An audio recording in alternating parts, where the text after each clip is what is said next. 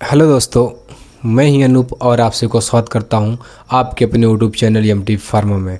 दोस्तों, मैं आज आप लोगों के सामने बहुत ही मोस्ट इम्पॉर्टेंट टॉपिक पे बात करने जा रहा हूं कि ईएमटी कैसे बने, इमरजेंसी मेडिकल टेक्नीशियन। ठीक है, ईएमटी क्या होते हैं? तो ईएमटी का वर्क ये होता है कि जैसे जो एम्बुलेंस ड्राइवर के साइड में बैठे रहते हैं उन्हें ईएमटी अधिकारी कहते हैं। ठीक है, इमरजेंसी मेडिकल टेक्नीशियन। इनका वर्क ये होता है कि जैसे ही पेशेंट का जब हमारे पास फ़ोन आता है, पेशेंट का हमारे पास डायरेक्ट फ़ोन नहीं आता है। ठीक है, जब किसी व्यक्ति को दिक्कत होती है तो वो कॉल करते हैं, वो सीधे फ़ोन जाता है लखनऊ ईआरओ के पास। उसके बाद ईआरओ साहब अधिकारी जो होते हैं उनका पेशेंट का जो भी दिक्कत होती है बायोडाटा इकट्ठा करते हैं, एड्रेस इकट्ठा करते हैं, उसके बाद वो एम्बुलेंस पे ट्रांसफ़र करते हैं। तो जो भी एम्बुलेंस पे ईएमटी अधिकारी ये होते हैं उनके पास फ़ोन आता है और फिर वो जाके पेशेंट के पास जा पाते हैं। ठीक है, तो उनके पास जैसे ही फ़ोन आता है तो फिर वो पेशेंट से बात करते हैं कि सर क्या दिक्कत है और कहाँ पे आना है, कोई लैंडमार्क बता दीजिए कि हमें वहाँ पहुँचने में आसानी हो। ठीक है, तो जैसे अगर उनको कोई दिक्कत होती है, मान लीजिए एग्जांपल के तौर पे अगर उनको हाथ में फ्रैक्चर हुई है, ठीक है, तो उस समय ईएमटी अधिकारी उन्हें बताते हैं कि आप ऐसा करिए कि उसको आप टच मत करिए, जहाँ जैसा भी है जिस भी स्थिति में है उसको ऐसे रखिए। ठीक है, क्योंकि अगर मान लीजिए हल्का फ्रैक्चर हुई है और उसे आप हिला देते हैं या उठा देते हैं तो क्या हो सकता है कि वो पूरी तरह से फ्रैक्चर हो सकता है। ठीक है, क्योंकि आपके पास उस समय एयर स्प्लिंट नहीं रहेगा।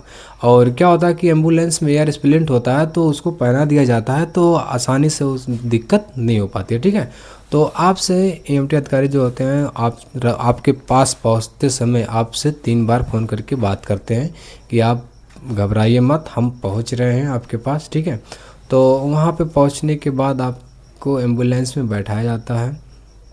एम्बुलेंस में आपसे आधार कार्ड मांगते हैं। तो ये होती है प्रक्रिया उस, ठीक है, कि ईएमटी का यही वर्क होता है। उसको आपको एम्बुलेंस में बैठाएंगे, उसके बाद आपसे जो भी दिक्कत होगी उसको ट्रीटमेंट करते हुए फर्स्ट एड ट्रीटमेंट ये करते हैं ईएमटी अधिकारी। ठीक है, अगर मान लीजिए आपके सर में चोट आई है तो उसको बांधेंगे, पट्टी मलहम करेंगे, या कि आप कहीं पैर से ब्लड निकल रहा तो उसको रोकने का काम करेंगे। आपके हैंड फ्रैक्चर हो गए तो उसको रोकने का काम करेंगे एयर स्प्लिंट लगा के। ठीक है, ये उनका काम होता है, फर्स्ट एड ट्रीटमेंट का काम होता है। ठीक है, ईएमटी अधिकारी का। और उन्हें ये वर्क होता है उन्हें, और आपको हॉस्पिटल तक आराम से पहुंचा देते हैं पेशेंट को। तो ये ईएमटी का काम होता है। ठीक है, और बहुत से स्टूडेंट का क्वेश्चन होता है कि सर इसमें एग्ज़ाम प्रोसेस क्या है और कैसे इसमें भर्ती होती है। तो मैं आपको बता दूं कि सबसे पहले आपको हमारे इस यूट्यूब चैनल को सब्सक्राइब करना पड़ेगा, क्योंकि जैसे ही कोई न्यू नोटिफिकेशन आता है तो मैं सबसे पहले वीडियो डालने का काम करता हूं। ठीक है, तो जैसे ही मेरे चैनल पे नोटिफिकेशन आता है तो आप लोग उस नोटिफिकेशन को एंड मेरे वीडियो को पूरा देखें। ठीक है, तभी आपको पूरी नोटिफिकेशन समझ में आएगा।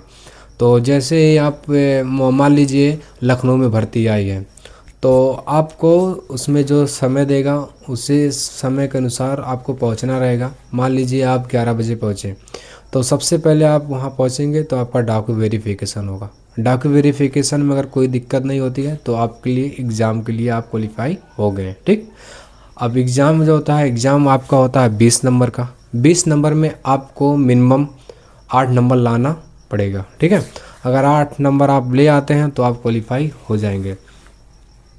एग्ज़ाम जो होता है वो इंग्लिश मीडियम होता है। ठीक है, इंग्लिश टू इंग्लिश रहता है, उसमें हिंदी नहीं होता है।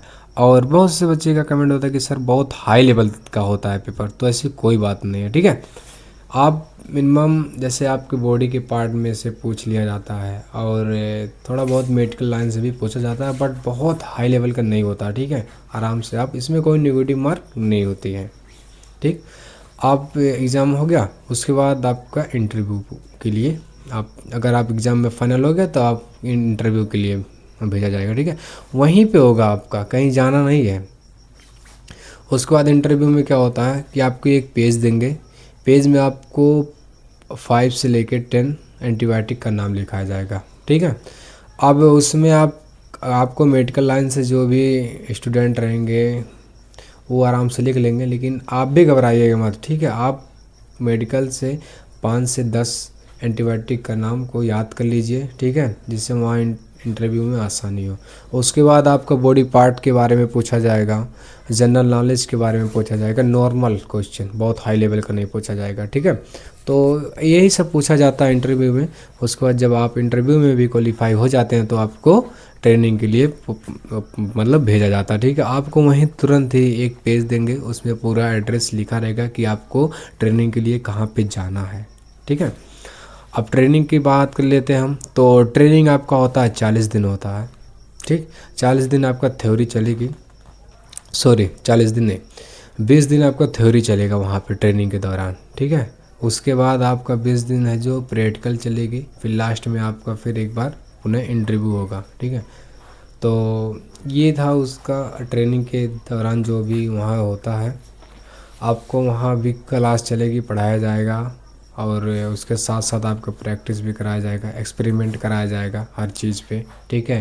कि अगर कोई पेशेंट ड्रामा का है, मान लीजिए कोई एक एक्सीडेंट हो गया और किसी पुल पे हुआ है, ठीक है, और उसमें एम्बुलेंस लटका हुआ है, तो आप डायरेक्ट वहाँ जाके उस पेशेंट को बचाएंगे कि पहले अपना सेफ्टी करेंगे, ठीक है। तो वहाँ सबसे पहले अपना सेफ्टी करना है, ठीक है।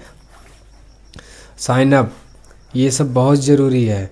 ये नहीं कि आप फटाफट आएँ उसके बाद डायरेक्ट एम्बुलेंस आए खड़ी की है, डायरेक्ट आप चढ़े गए उस पे पुल पे, तो आप भी जाएंगे और साथ साथ आपके पेशेंट भी चला जाएगा, ठीक है। तो आपको ऐसा नहीं करना है, ठीक है।